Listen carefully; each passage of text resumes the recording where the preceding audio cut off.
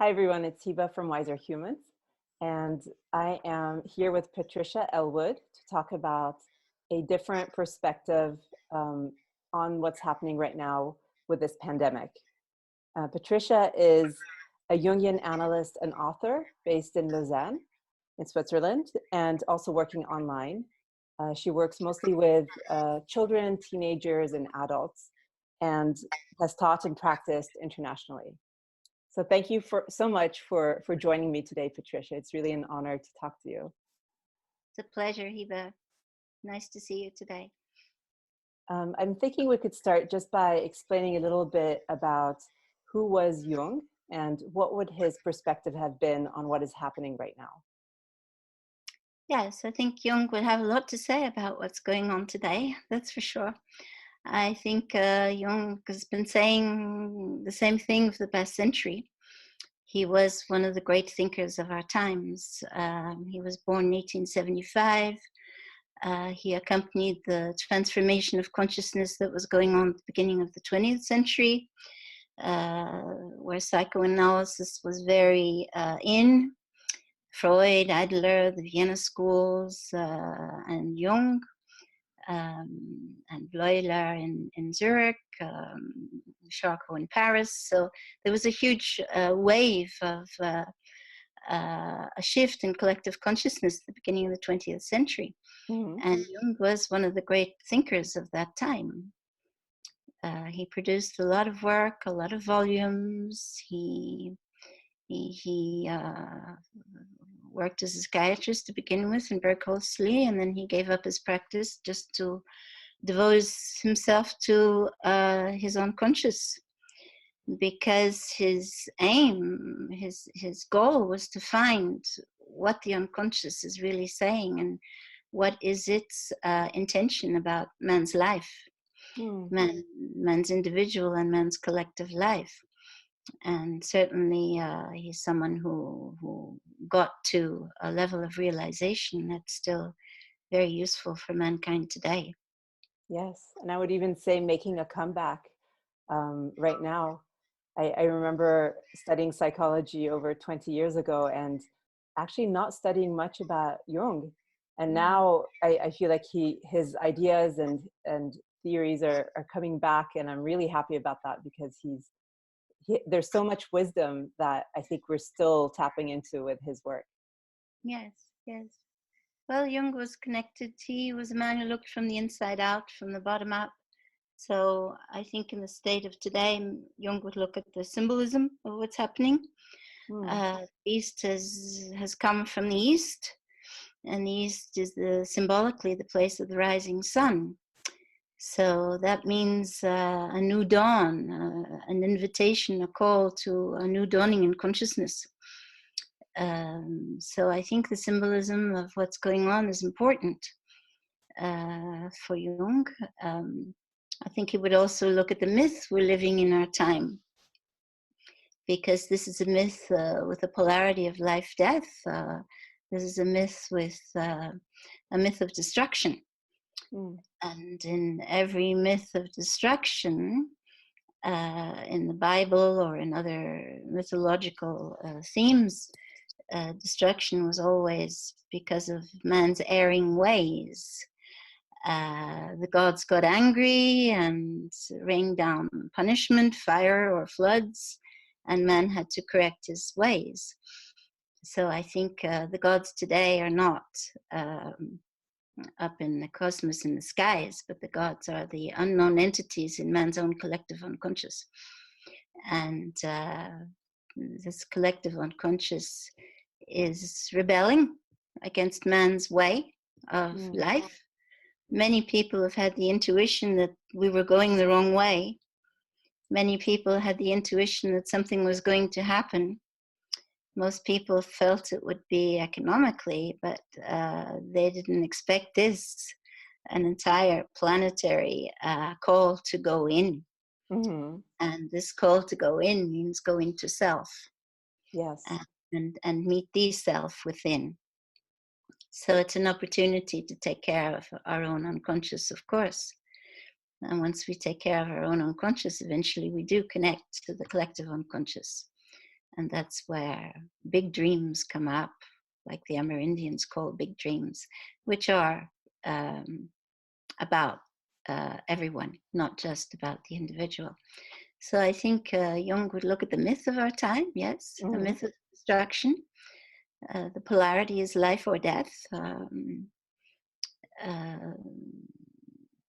As man's consciousness has to turn inward to seek another level of evolution.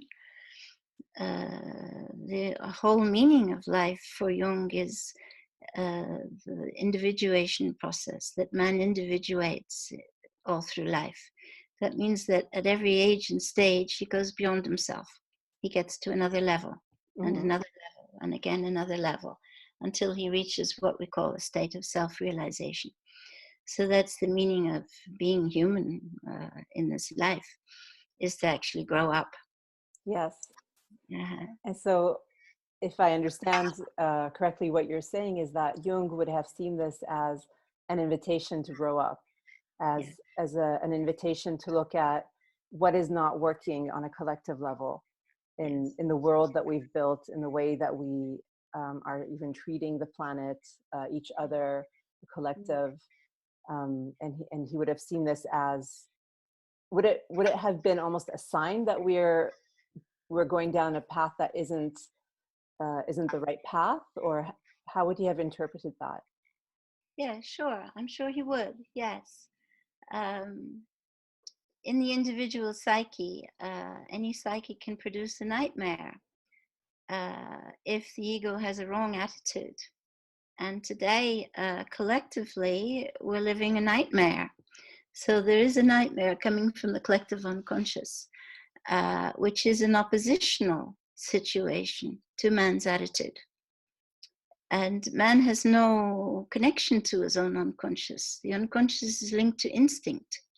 And natural instinct is to take care of the planet and the animal world, to be in osmosis with it, to be in accord with it, to be in harmony with it.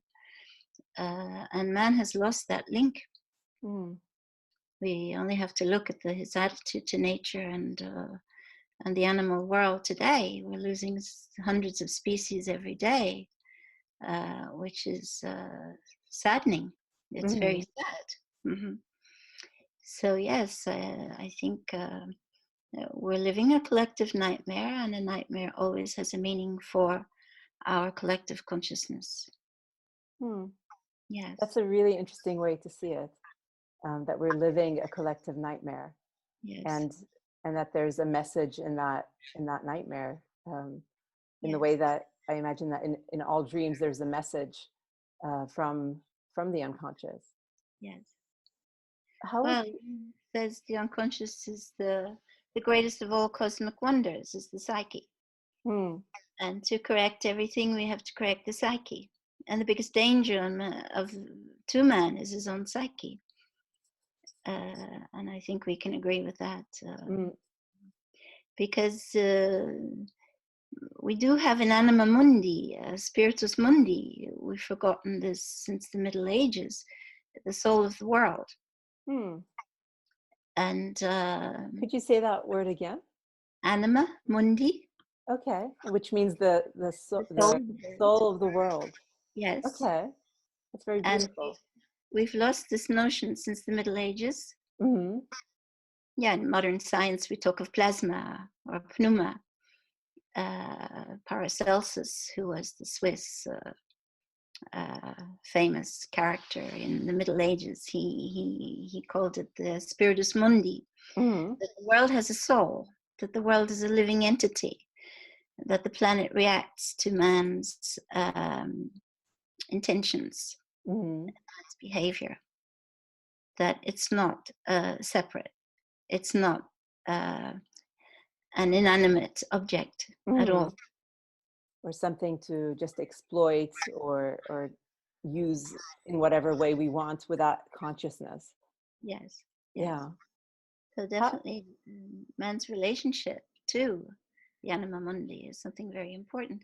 Of course, if man does pay attention, it widens his perspective. Yes.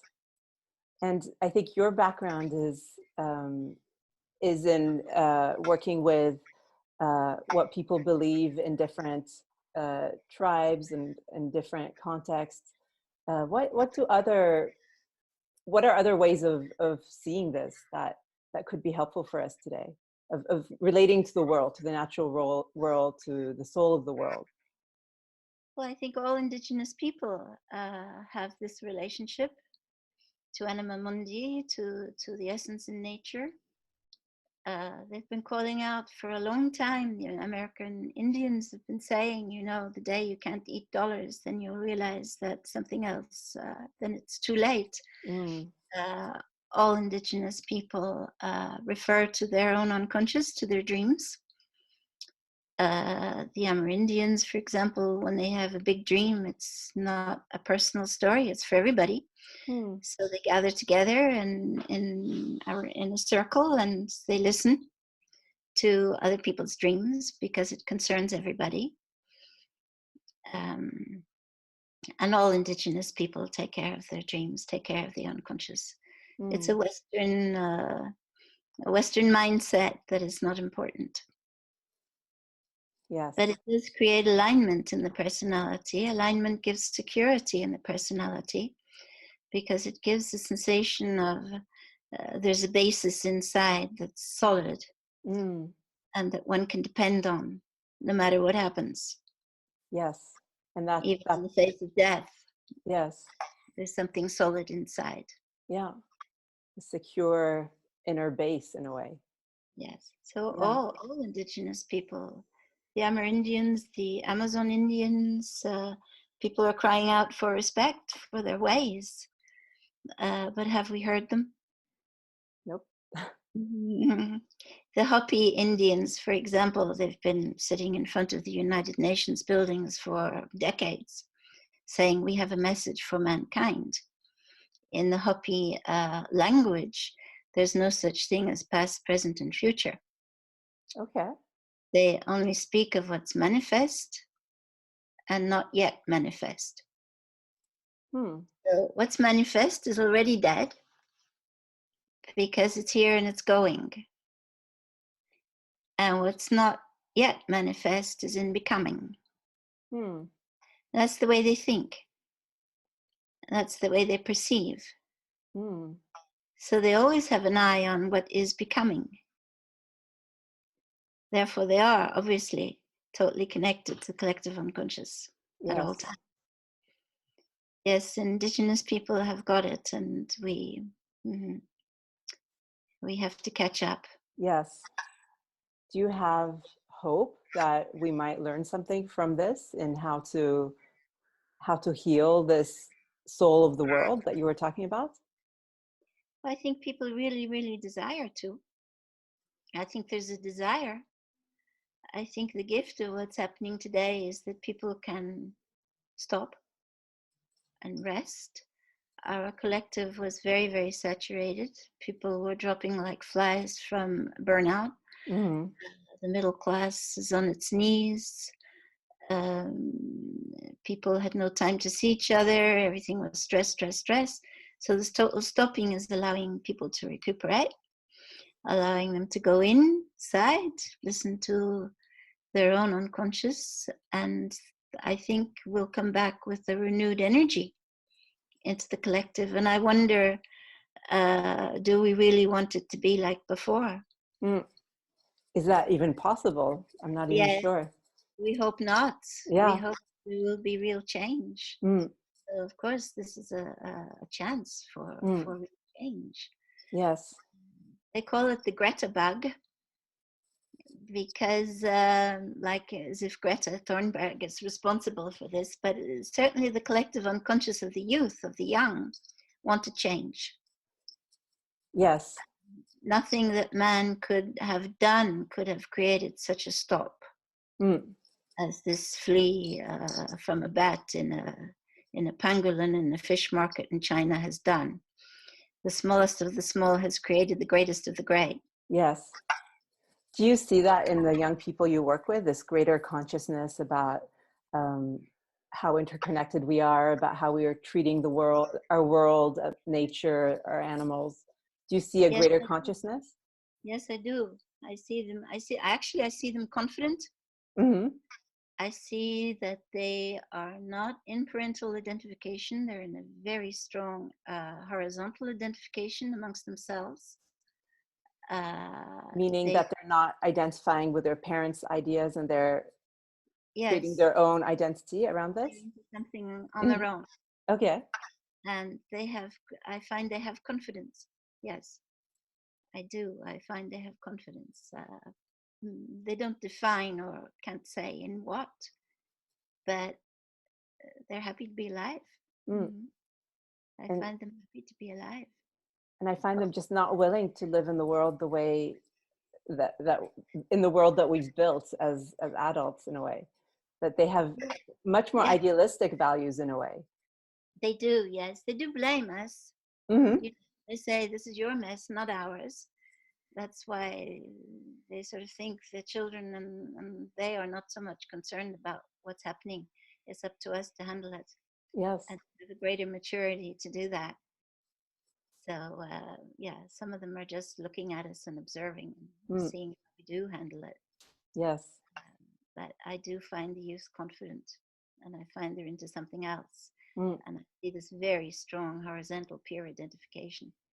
The Okay. collective consciousness is carrying them into something else. Change is here.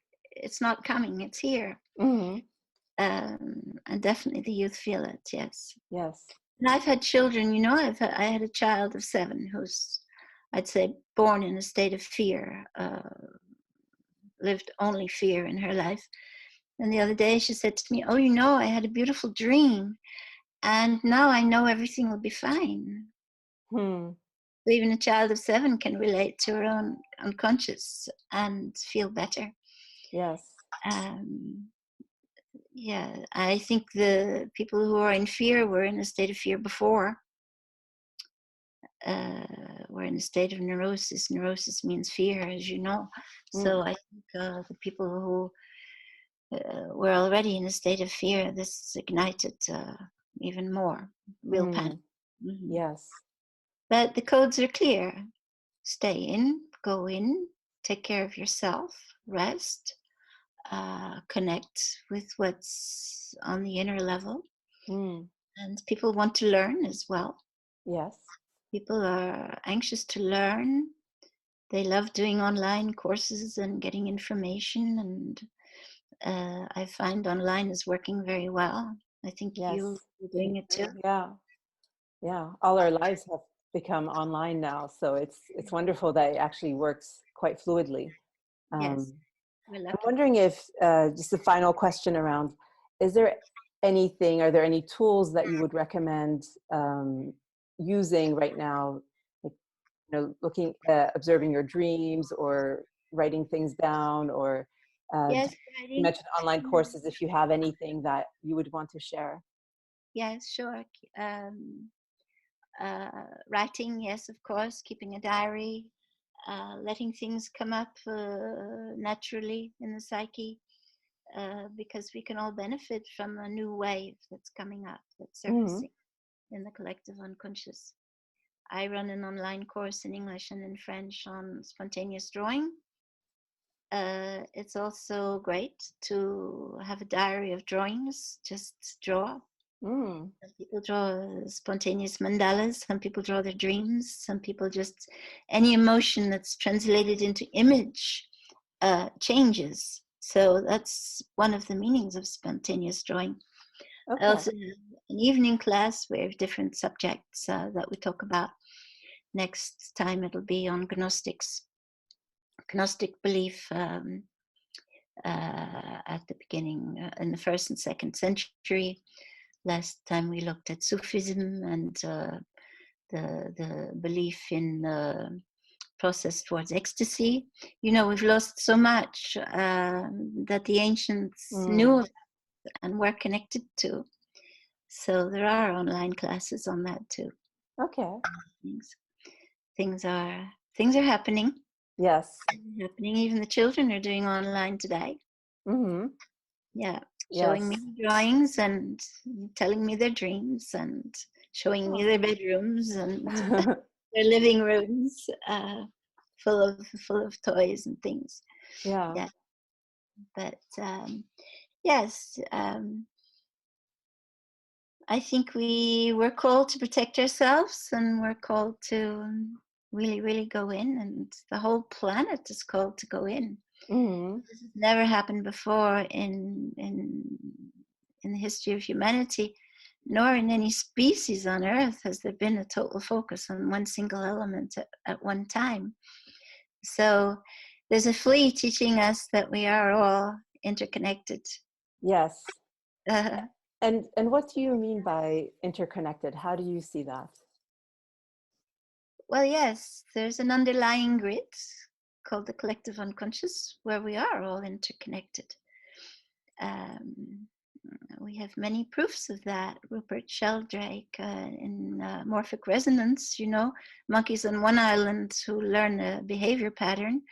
3 months later, the monkeys on another island know the same pattern, even though they've never had any contact. Mm. So we have physical proofs of the collective unconscious. David Bohm, his theory, implicate order in one totality, is also, he's accessible on the internet, David Bohm, on this interconnected consciousness. There is an implicit order where we are all connected. Do you mean that our actions will influence other people, even if they're not directly, if we're not directly in contact with them? Yes, definitely. And our thoughts too. Mm. Our thoughts too. If we think Yeah. positive, that's what people are asking for on the internet. Think positive, pray, visualize the planet as being healed. Yes, this interconnectedness has a force. Is a force, strength. Yeah. Definitely. Yes, we're all one. Yes. Humanity. We're really learning that right now in a very tangible way, in a very explicit way, I would say. Couldn't be more explicit, could Yes. it? Yes. Yeah. But Is there anything? Sorry, is there anything more you'd like to share before we finish? I think we have to take the psyche seriously. If people do go into their psyche, yes, they meet their personal unconscious first, and afterwards there's another level of collective unconscious, and it's worth the journey. Definitely worth the journey. It also creates a link to instinct, and instinct is something that can really be a great healer of the planet. Our natural instinct. Yes, our natural instinct and our natural, I would say, instinct to connect with nature and our planet, and to treat it in a very different way than, and to value things that really matter, and not so much this money materialistic mindset that we've bought into as a collective. So people have been afraid financially. I think people have been more afraid of death than financially. I think people have been more afraid of what's happening to the world. Because I think they expected financially there would be a hump to get over. Yes. We couldn't continue. Money is magical. It's based on figures on a list. In ancient times, in ancient Egypt, or for the Incas, it was based on gold. But now we know the gold is not in the banks. It's only numbers. It's magical. Yes. So it's fragile anyway. It's fragile anyway. But yes, the unconscious is not fragile. It's solid, and it will give. It will give to mankind what he needs. The unconscious always gives what we need and what we can take. And if there's a nightmare, then it means we have to change attitude. Yes. And that's a So good sign. hopefully we will heed that call during these times. Yeah. I'm talking about healthy people. There's some people who should not go into the unconscious. People who are too fragile. Yes. Because the unconscious, when there's too much repression, it does get overloaded. And if they open the door, then it can be too strong. It can be inundated. So yes, I'm talking about healthy people. Yes. People contributing to collective consciousness, like you and me and the others we know. Yes. Well, thank you so much, Patricia. This has been very interesting. Thank you, Hiba. We'll do it again. We'll continue sometime on another theme. Yes. Thank Yes, you. thank you for the idea. It's a wonderful idea. You're also connecting different aspects of what the great men thought about what's going on today. So Yeah, I that's hope very so. precious. Mm, That's very precious. thank you. Take care.